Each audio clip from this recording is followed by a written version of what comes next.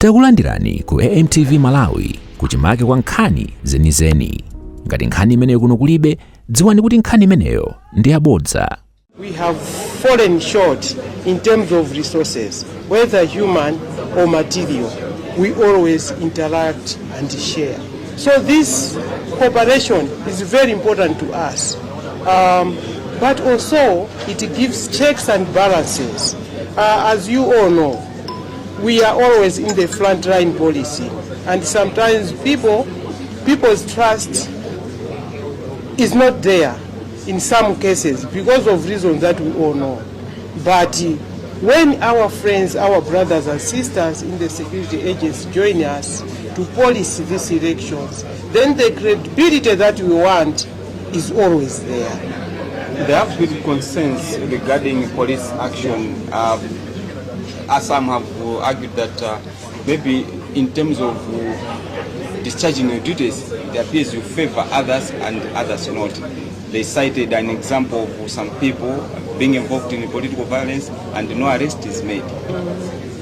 Let me inform Malawians.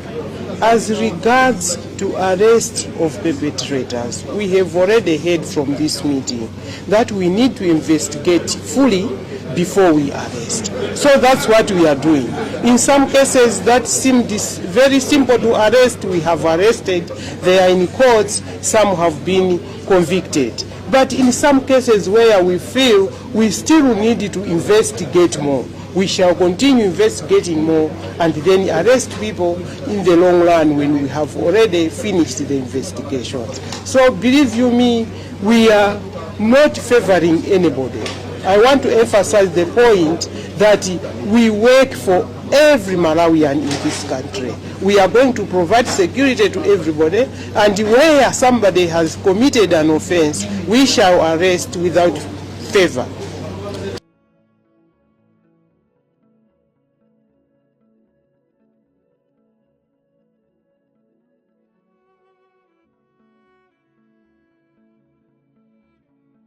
Kawa apolisi ndifokonzeka kwambiri mwinaso kuposa mmene takati kukonzekera mbuyo mu nthawi zachisankho chifukwa poyambirira penipeni tinapanga akauniuni woti tione kodi ndipati pamene tikuona kuti sipakuyenda bwino kapena pamene pangakhale kuti pativutitse nthawi yachisankho.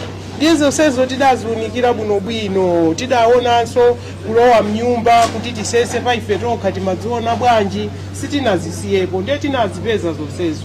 Tsopano mmene tinazipeza ndiye zonsezo tsopano tikukwaniritsa. Chimene tidapeza kuti zinthu zathuzo tinalibe katundu okwanira, katundu ameneyo boma latigulira, kwina anaona kuti ife ya polisi tikuyenera kuphunzitsidwa, tikunena pano maphunziro ali mkati. Komanso chachikulu pa zonsezi ndikuti ifeyo ndi aeni yake azipani amene amapikisana nawo pa mpikisano umenewo atengepo mbali kwakukulu. Chifukwa tikaona zipolowe zimene zimachitika amayambitsa ndi azipani, ndipo azipaniwo anali momuno ndiye timawuza mwachuchuchu kuti Amalawi adziwe ngati zinthu zilephereke nchifukwa choti achipaniwonso sakupangapo kanthu. Chifukwa chitetezo kuti chiyende bwino nthawi ya zisankho chikuyimira wina aliyense Malawi wina aliyense pena paliponse. Tonsefe ngati Amalawi tiyeni tigwirane manja kuti chitetezo cha zisankho chiyende bwino. Ena akunena kuti kagwiridwe kanu ntchito zikumaoneka ngati mbali zina mmachita ngati mokondera, anapereka chitsanzo choti mwina ena kukhudzidwa ndi ziwawa pandale koma sakumangidwa ngakhale anthu omwe anthu akumatha kuwaona. Ndiyankhepo kunena kuti polisi itu ndi aliyense, ndipo monga ndayankhira kale pa mkumano uno kunena kuti ife apolisi tikufufuza, timafufuza chilichonse. Pali milandu ine imene ndiyophweka kwambiri kufufuza, mumatha mlandu lero kuchitika mukafufuza kenako munthu agwidwa. Pali milandu ina yoti mutenge nthawi yoti mufufuze malinga ndi zinthu zimene mwaziona pa mlandu umenewowo.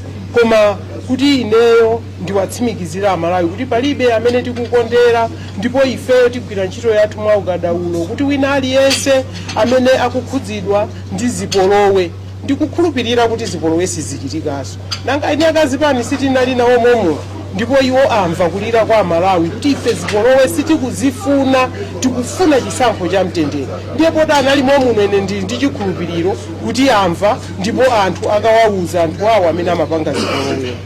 Thank you so much. Most welcome.